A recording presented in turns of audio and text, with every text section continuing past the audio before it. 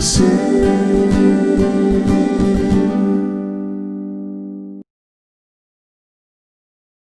Saudara semua dimanapun saudara berada, syukur dan terima kasih untuk kasih karunia dan kemurahan Tuhan yang tidak pernah habis-habisnya dalam hidup kita. Nah, hari ini sekali lagi kita akan kembali merenungkan nyanyian pujian Maria. Secara khusus kita akan melihat ayat 49 bagian yang terakhir, sebuah kalimat pendek dalam ayat 9 bagian terakhir. Maria berkata, dan namanya adalah Kudus. Dan namanya adalah Kudus. Saudaraku, dalam sebuah drama Shakespeare, sebuah penulis terkenal dari Inggris yang selalu bikin kisah-kisah lalu dibuat jadi drama, ada sebuah kisah yang dia tulis tentang Romeo dan Juliet. Nah, di kisah itu dikisahkan bahwa satu kali Juliet bertanya, apa arti sebuah nama? Dan Juliet harus membayar dengan harga yang luar biasa mahalnya melalui berbagai peristiwa-peristiwa yang dihadapinya untuk mengingatkan kepadanya bahwa nama itu adalah penting. Apa arti sebuah nama? Nama itu punya arti yang sangat penting. Saudaraku, nama-nama kita itu mengidentifikasi diri kita dan garis keturunan keluarga kita. Betul toh? Betul bukan?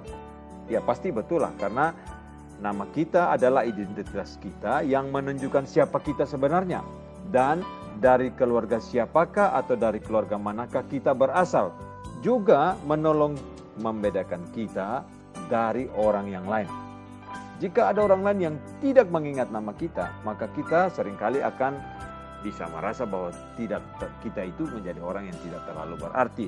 Atau kita adalah orang yang tidak berharga. Saudaraku, saking pentingnya sebuah nama, maka kebanyakan orang tua seringkali menghabiskan beberapa minggu bahkan berbulan-bulan untuk memikirkan dan memilih sebuah nama bagi bayi atau anak mereka yang akan dilahirkan. Banyak hal pasti akan menjadi pertimbangan. Saudaraku, dalam zaman Alkitab, nama itu, sebuah nama dan artinya sangatlah penting. Dalam kisah Natal yang kita tahu atau dalam kisah Natal yang diceritakan dalam Alkitab ini, kita tahu bahwa malaikat Gabriel sudah memberi petunjuk kepada Yusuf dan Maria bahwa bayi mereka akan dinamai Yesus. Nama Yesus sudah biasa dipakai pada zaman Perjanjian Baru.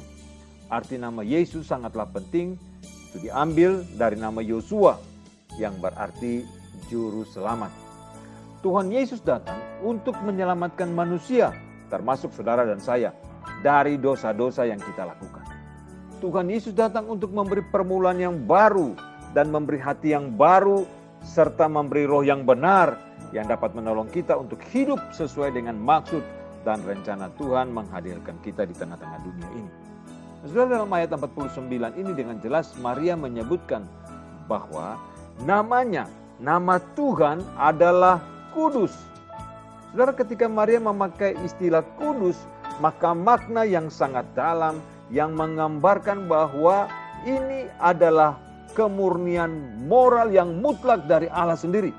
Ini adalah sifat dasar Allah, yaitu kudus, adalah sifat dasar Allah. Sifat kekudusan itu adalah sifat Allah yang mulia dan sangat agung. Alkitab mencatat bahwa malaikat pun menutupi wajah mereka di hadapan kekudusan Allah. Jadi ini bukan sebuah sebutan yang biasa-biasa. Bukan sebuah sebutan yang umum, bukan sebuah bahasa atau kata yang cuman bersifat mengagumkan. Bukan, saudaraku, ini lebih dari sebuah kekaguman. Ini adalah sifat dasar Allah, sifat dasar ilahi, sebuah sifat dasar Allah yang mulia dan sangat agung.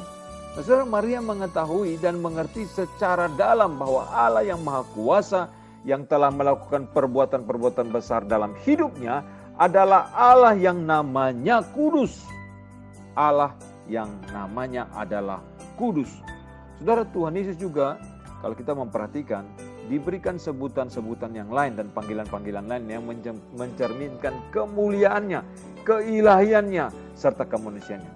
Di dalam kitab Yesaya sebagai contoh, saudara akan menemukan bahwa di situ Tuhan Yesus disebut atau dipanggil atau disebutkan dengan nama penasihat ajaib, Allah yang perkasa, Bapa yang kekal, Raja damai. Di bagian lain Alkitab, Tuhan Yesus juga disebut atau dipanggil dengan Gembala yang baik.